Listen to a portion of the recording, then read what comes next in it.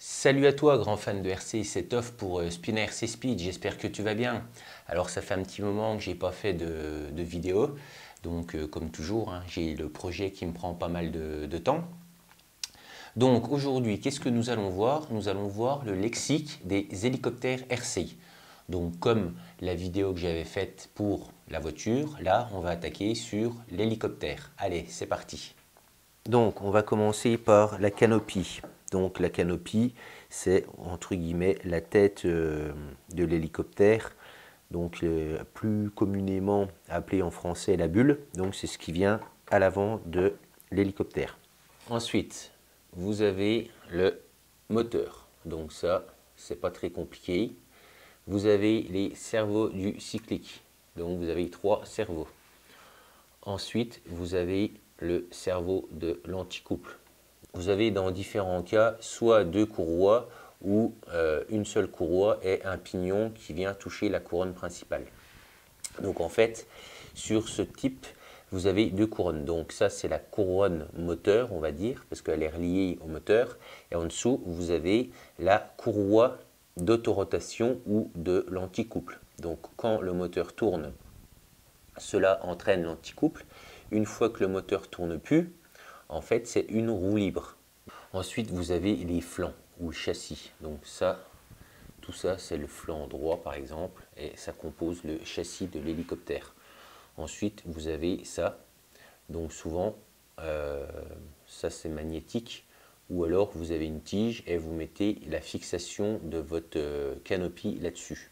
Donc en fait, ça s'appelle tout simplement le support de bulle ou le support de canopie. Ensuite, vous avez ce boîtier là. Donc soit vous avez un gyroscope et vous avez une barre de belle en plus qui vient entre guillemets comme ça, ou alors vous n'avez pas de barre de belle et vous avez un boîtier fly-barreless comme celui-là. Donc en gros, il fait gyroscope et il gère également tout ce qui est plateau cyclique. Ensuite, vous avez les pieds de pale. Donc ça, c'est un pied de pale. Ça, c'est un pied de pale.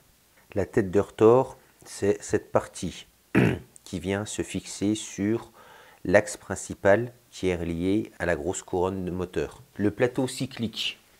Donc le plateau cyclique, c'est cette chose-là qui est reliée par les 3 cerveaux. Donc c'est la chose qui bouge en fait pour pouvoir incliner ou pas vos pales. Donc ça, c'est une chape, le truc noir, et la tige ou l'ensemble, c'est une tringle. On appelle ça une tringle. Vous avez l'axe de pied de pale. Donc en fait, l'axe de pied de pale, vous voyez, vous avez un grand axe. Vous avez un axe qui passe à l'intérieur de tout ça.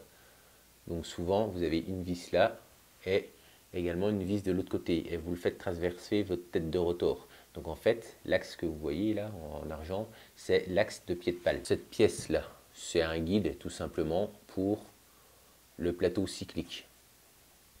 Parce que s'il n'y a pas de guide, eh ben, votre plateau cyclique ne va jamais être correctement droit. C'est pour ça que vous avez une petite vis qui vient se plaquer en fait entre la rainure qu'il y a là.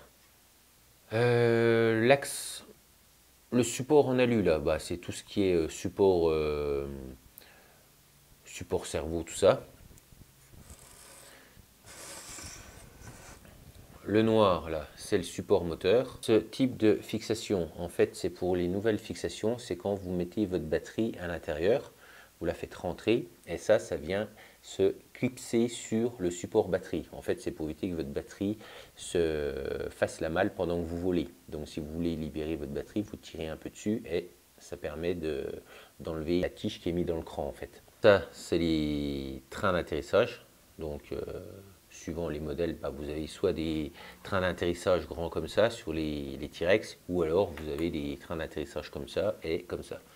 Donc voilà, c'est pas bien méchant, mais c'est comme ça. Ensuite, vous avez le porte-pales. Donc le porte-pales permet tout simplement de ranger vos pales quand vous n'utilisez pas votre hélicoptère.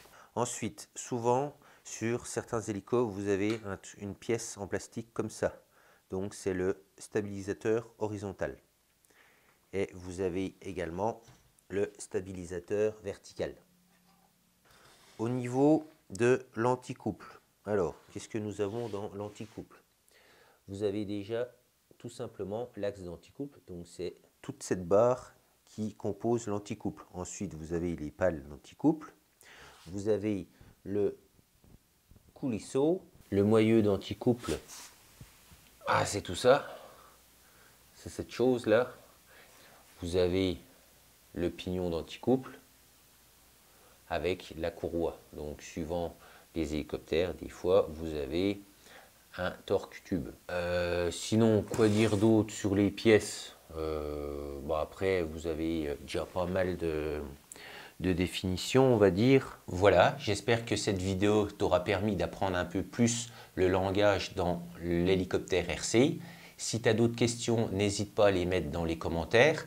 Si tu n'es pas abonné à la chaîne, je t'invite à t'abonner et à mettre un pouce bleu, ça fait toujours plaisir. Et surtout, amusez-vous bien avec vos RCI. Ciao!